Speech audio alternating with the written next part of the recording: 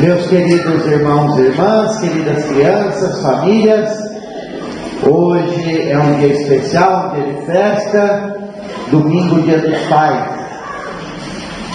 Nós queremos agradecer a Deus a paternidade dos nossos pais, essa vocação, a paternidade, a maternidade e a vocação para constituir uma família.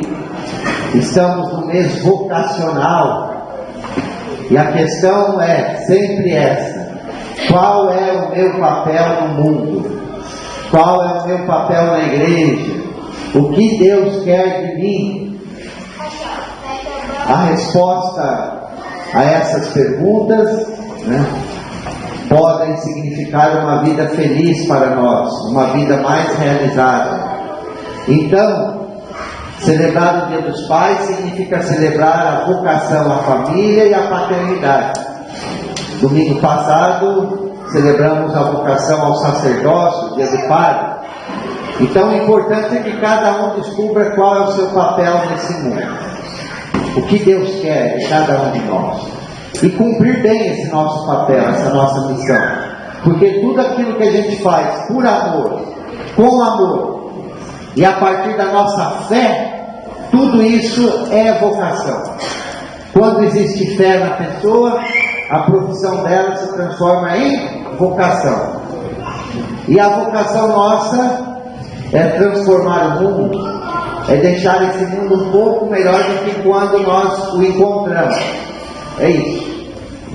Nós encontramos esse mundo, estamos nesse mundo, e agora, quando partirmos, o ideal seria que deixássemos um mundo um pouco melhor do que aquele que nós encontramos. Aqui entra a ética da responsabilidade. E cada um, então, na sua vocação, na sua missão, vai dar a sua colaboração para tornar esse mundo melhor, mais conforme a vontade de Deus. Mais conforme a vontade de Deus. Isso é vocação. Por isso, durante esse mês de agosto, vamos refletir, vamos rezar e vamos perguntar o que Deus quer de nós. Qual é o meu papel, qual é a minha vocação nesse mundo? A partir da minha vida, dos meus dons, da minha profissão, o que eu posso fazer para tornar esse mundo melhor e, repito, mais conforme ao projeto de Deus. E a vocação à paternidade é uma vocação nobre. Por isso oferecemos esta Santa Missa pelos pais, os pais aqui presentes, os pais vivos, os pais doentes, os pais falecidos, que já deram a sua contribuição também. Acabamos de rezar agora a missa lá no cemitério de Jardim do Ipê, na qual também rezamos por todos os pais vivos e falecidos. Bom, queridos irmãos e irmãs, a palavra de Deus, a palavra de Deus é sempre oportuna, é sempre atual. Vamos começar pela segunda leitura. Paulo diz que sente uma tristeza contínua. Por quê? Porque o seu povo, o povo israelita, o povo judeu, esse povo não acolheu Jesus como Salvador. É por isso, Então Jesus, ele é judeu, ele é descendente de um povo, de uma cultura que Deus escolheu para se revelar. Vejam o Antigo Testamento, os profetas, a lei, os mandamentos. Deus escolheu o povo judeu para se manifestar, para se revelar. E do meio desse povo nasceu Jesus, o nosso Salvador, verdadeiro Deus. Só que o povo judeu não acolheu Jesus como Salvador. Essa é a tristeza de Paulo. Paulo também é judeu, mas Paulo se converteu, acolheu Jesus como Salvador. E não só acolheu Jesus, como foi um grande missionário de Jesus. Paulo tinha um profundo amor por Jesus, a ponto de anunciá-lo ao seu povo e aos demais. Mas a tristeza de Paulo é essa: o povo não acolheu Jesus. E nós também temos as nossas tristezas. Quantas coisas gostaríamos que fossem diferentes na nossa família. Ai, se meu filho fosse assim, se meu marido fosse assim, se minha esposa fosse assim, se aquele fosse assim, se o político fosse assim. Tem tantas coisas que a gente gostaria que fosse e não são. E nem por isso a gente vai deixar de viver. Eu acho que essa é a mensagem da segunda leitura. Porque se a gente passa a vida toda se lamentando porque é ou não é, ninguém vai para lugar nenhum.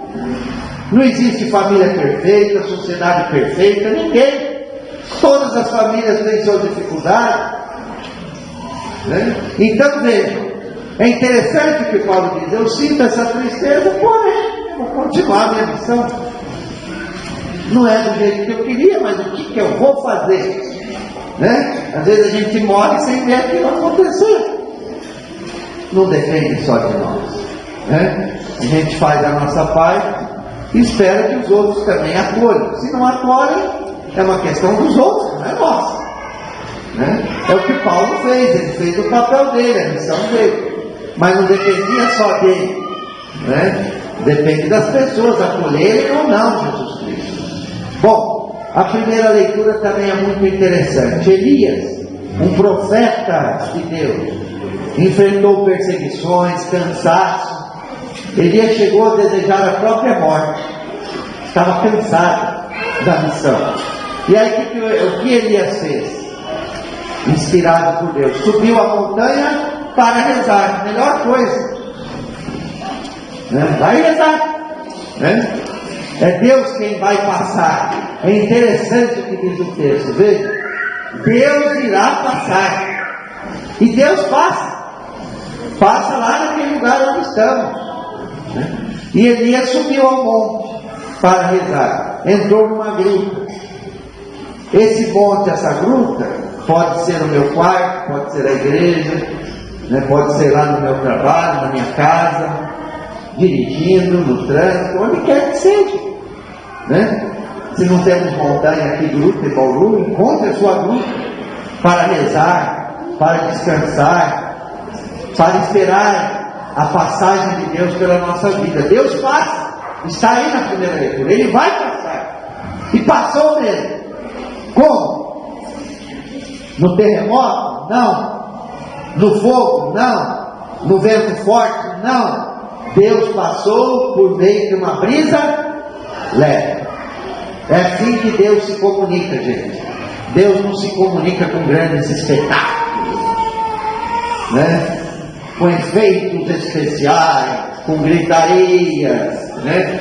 Deus se comunica ali naquela coisa simples, naquela brisa suave. Às vezes a gente quer uma manifestação de Deus assim gloriosa, como fez Pedro. Se eu conseguir caminhar também sobre o mar, eu acredito. A gente pede, Deus tem que se manifestar de maneira triunfal. Não, Deus se manifesta na cruz, Deus se manifesta na brisa suave. Está aí no texto. É assim que Deus se manifesta. Se a gente ficar esperando grandes coisas, a gente vai passar a vida toda esperando. Porque Deus não se manifesta nas grandes coisas, Deus se manifesta nas pequenas coisas, no dia a dia. É no nosso cotidiano, é na nossa vida que Deus passa. E também uma outra mensagem: nós precisamos encontrar a gruta, a montanha para descansar, para trabalhar o nosso emocional, o nosso espiritual, né? O nosso cansaço. Se a gente não vai para a gruta, a gente se cansa. E se a gente não se cuida, a gente não vai poder cuidar de ninguém. É isso. Elias sabia: ou eu vou para a gruta, ou eu vou desanimar, né? Então ele foi para a gruta, rezou, Deus passou por ele e ele recuperou as energias para seguir a sua missão até o fim. Depois do Evangelho, Jesus também está rezando.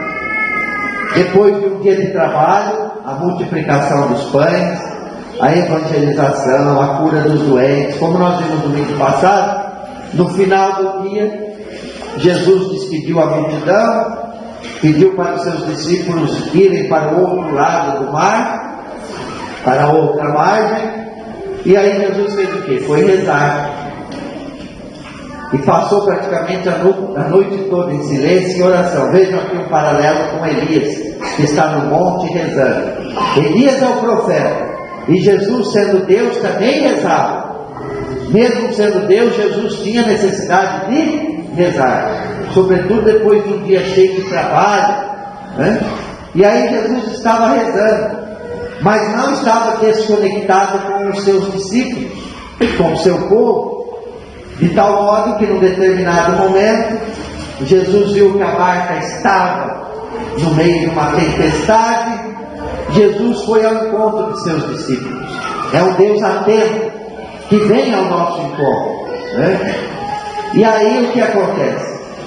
Quando avistaram Jesus no meio daquela tempestade, no meio, né, das tribulações da vida pelas quais nós passamos, Pedro, né, no lugar de acolher Jesus, Pedro quis fazer um teste com Jesus. Se és tu, permita-me que eu vá a teu encontro. Nós fazemos isso. Se o Senhor existe, então me dê essa prova. Não é assim que a gente faz? Né? E aí Jesus disse: vem, vem. E aí Pedro foi, até estava indo bem, mas depois sentiu medo e começou a afundar. O que isso significa, a meu ver? Nós também somos assim. Jesus diz: vem, nós vamos, mas aí a gente dá o primeiro passo, o segundo, o terceiro, a gente vê que a coisa melhorou, que dá para caminhar sozinho, e a gente já se esquece do mestre. É assim que funciona. Quando a coisa está difícil, a gente pede para Jesus. E quando a gente começa a caminhar, as coisas vão se resolvendo, a gente acaba se afastando. É assim mesmo. E aí quando a gente está afundando, a gente grita: salva-me! E ainda bem que Jesus estende a mão. Jesus estendeu a mão a Pedro, e depois de salvar Pedro, deu aquela bronca: homem fraco na fé, por que duvidar? Eu acho assim, gente, que Pedro sou eu e somos todos nós. Nós muitas vezes nos aproximamos de Jesus, mas quando a coisa estabiliza, a gente se afasta, e quando a coisa piora, a gente volta, né? A gente faz um pouco aquilo que Pedro fez. Todos nós, infelizmente, queremos provas que Jesus está ali, né? Não sabemos reconhecer Jesus, e Jesus disse: não tenham medo, coragem, sou eu. Eles não souberam reconhecer Jesus, e no meio da tempestade, no meio da tribulação, às vezes nós também não sabemos reconhecer Jesus, mas Ele está ali.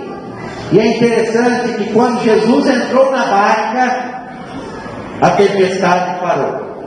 Ou seja, quando Jesus entra na nossa vida, a gente sabe lidar melhor com a tempestade. É isso. Sem Jesus, a gente corre um sério risco de afundar, de naufragar. Sem Jesus. Mas se Jesus entra na nossa barca, se Ele entra na nossa vida, a gente vai ter condições para lidar com aquela tempestade, com outras tempestades que virão. Ali no mar da Galileia, eram frequentes as tempestades, assim como na nossa vida, gente. Resolve uma, aparece outra, resolve duas, aparecem três. Isso na família, na sociedade em geral. Então nós queremos pedir hoje o dom da fé, para que a gente saiba lidar bem com as dificuldades da vida, com as tempestades da vida. O medo paralisa, o medo afunda. Agora a fé nos coloca em movimento, é isso. Quando Pedro teve medo, ele começou a afundar. Mas quem tem fé não afunda. Quem tem fé não se sente assim paralisado, abandonado. Quem tem fé se coloca em movimento em direção a Jesus, em direção a outra margem, né, e consequentemente em direção ao próximo. Peçamos o dom da fé. E às vezes o fracasso, às vezes a derrota, às vezes a pouca fé, é uma chance que nós temos para crescer na fé. Pedro teve uma chance ali. Essa experiência do fracasso, a bronca que ele levou de Jesus, também foi bom para ele, para que ele pudesse aproveitar essa chance e crescer na fé. As tempestades da vida podem nos ajudar a crescer na fé e no amor a Deus. E para terminar, nós temos aqui São José. São José é o patrono da família, é o modelo para os pais. São José é o pai adotivo de Jesus, né? Por isso, no Dia dos Pais, nós homenageamos São José e pedimos que São José interceda por todos os pais, né? Ele é o guardião da família. E hoje, com o domingo do Dia dos Pais, nós iniciamos a semana de oração pelas famílias. Rezemos pelas nossas famílias, rezemos por todas as famílias, sobretudo aquelas que enfrentam tribulações, tempestades, para que saibam, na fé, lidar com as tempestades da vida, e que possam permitir que Jesus entre na barca, entre na casa, entre na família, e com Jesus na nossa barca, a situação pode ficar melhor, certamente ficará melhor. Louvado seja o nosso Senhor Jesus Cristo. Para sempre seja louvado.